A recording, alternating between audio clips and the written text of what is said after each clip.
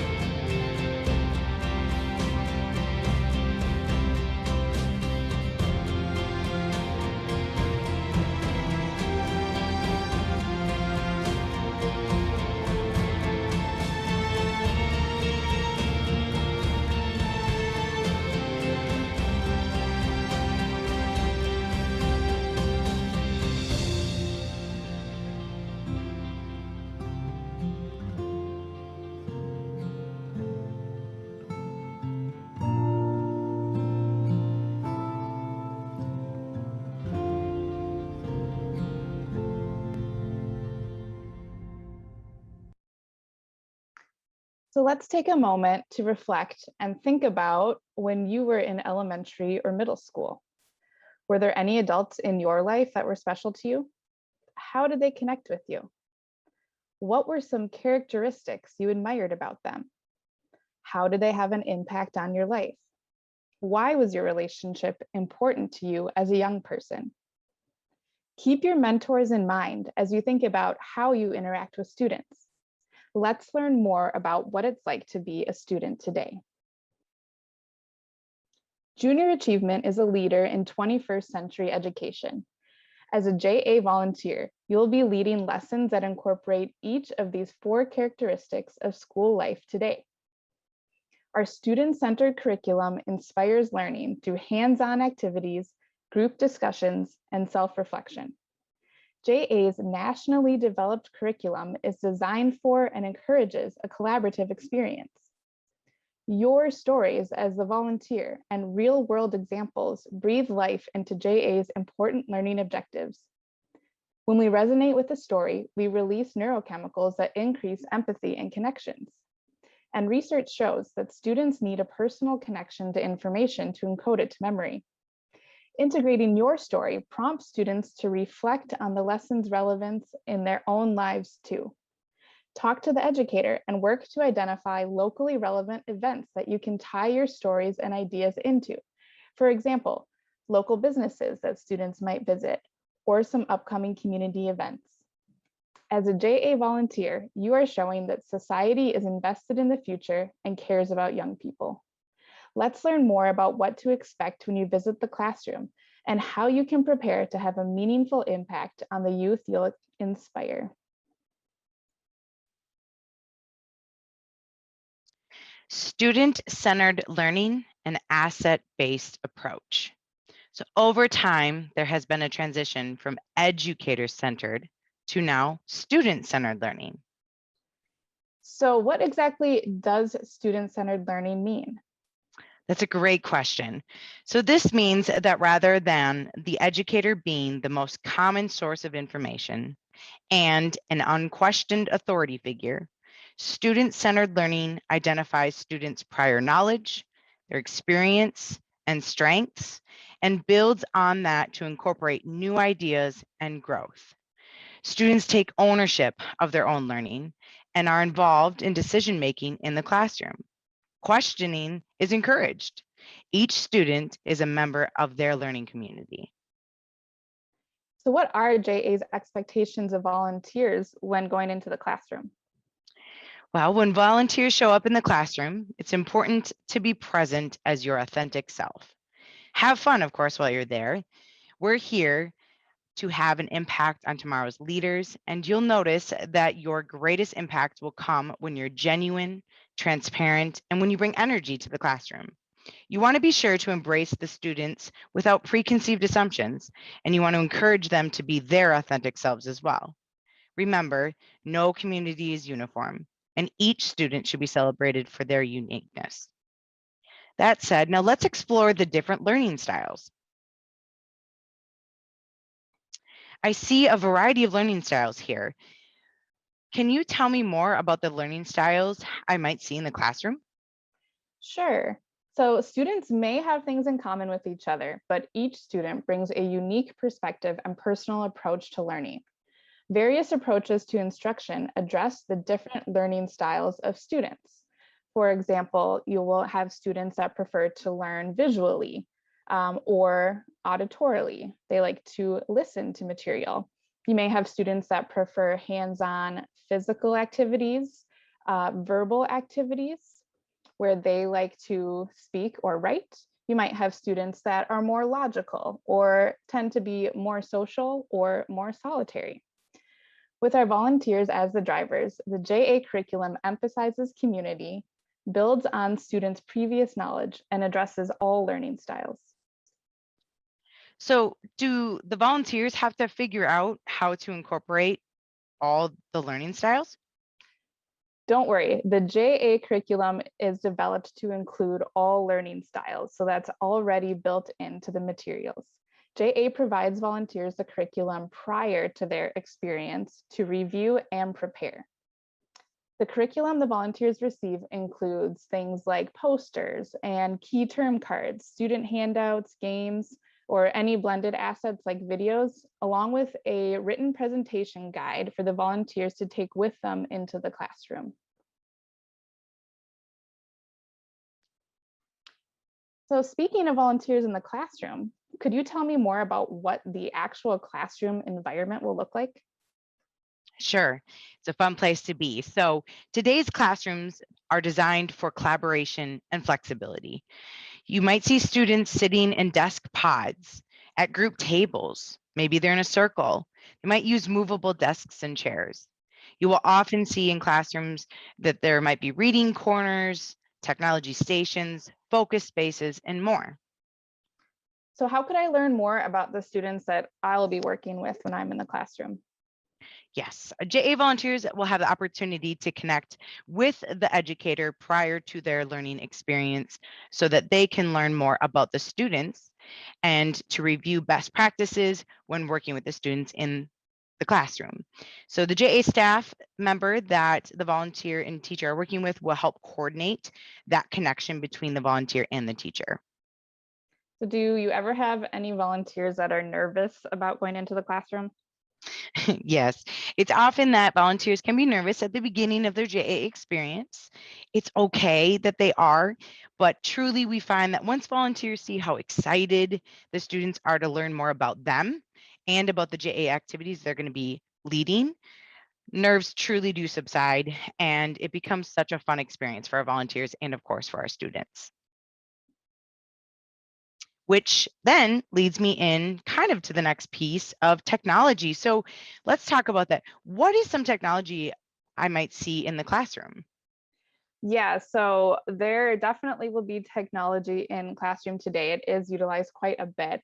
You're going to see technology that's used to enhance the student's learning experience. So you might see things in the classroom like smart boards, which are interactive whiteboards.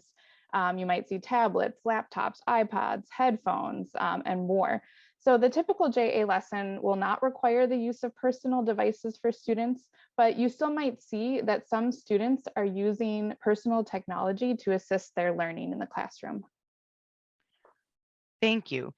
What if I don't know how to use the technology that's in the classroom?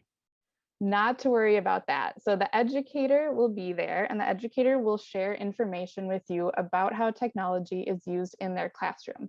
If technology is utilized in the JA lesson, the educator will be there to assist with that. So we do recognize that this is not an everyday space for our volunteers. So it's important to remember to give the students, the staff, and yourself as the volunteer grace. Remain positive and definitely lean on the teacher for support. One quick question. Am I allowed as the volunteer to have my cell phone out when I'm in the classroom? JA does expect that volunteers will keep their cell phones on silent and tucked away while they're working with students in the classroom. Gotcha. Collaborative learning. This is an essential skill today students will take with them as they start their careers. So the classroom environment fosters the development of this important skill, encouraging open class discussions and offering opportunities for student leadership. The JAA curriculum aligns with these values and offers many opportunities for students to work together, express themselves, and become a leader. So, as you work to facilitate this collaborative space, remember that it's a privilege to experience a space with students that are rich in culture. Lean into this. Provide a space where the students have agency and ownership during the lesson, and celebrate the culturally represented responses. Some of the content, though, may be very new to students. So seeing how important collaborative learning is, as a volunteer, how do I effectively lead a discussion and answer student questions? Great question. Students asking questions is an awesome thing. It means that they're engaged. So let's walk through an example. Let's pretend that I'm the junior achievement volunteer. And when I'm walking into the classroom, I'll first touch base with the teacher so I can discover the common practice. And let's say the teacher informs me that the students are raising their hands when they have a question or they want to answer a question. So proceeding and beginning my JA lesson, let's say that my first question to the class is, hey class, I'm looking for 3 people to tell me about a business that they go to in their community. Now I will provide the students a few seconds of think time, and then I'll proceed to call on the 3 students who are raising their hands. And during that interaction of capturing their insight and their thoughts, it's best that I'm practicing and displaying empathy and I'm patient and then I'm being open minded and flexible. It's important that I don't assume that there's one right answer. I also need to process the responses and think about the perspective that the students are sharing, and then to respond to students with affirming language, simply as saying, thank you for sharing with us your thoughts, which that conversation leads us into creating a positive learning environment. So, as a volunteer, how do I ensure I provide a positive learning environment? That's a great question and very important. Yeah, so creating a positive learning environment is a proactive approach to teaching that begins even before you enter the classroom. So volunteers may experience a challenging environment if there's any miscommunication or confusion. So it's really important to be prepared. So, with that, do you have any tips or best practices that a volunteer can use when they're in the classroom? Absolutely. So, as a volunteer teaching a lesson, you're always going to want to start the JA lesson by sharing the learning objectives and providing clear instructions and expectations so the students understand what's going to happen. So, the JA volunteer presentation guide will provide what you need for this. It will provide all the lesson objectives and the activity instructions. As you're going through the activities, to get student attention, you want to ask the educator what attention cues they use in class.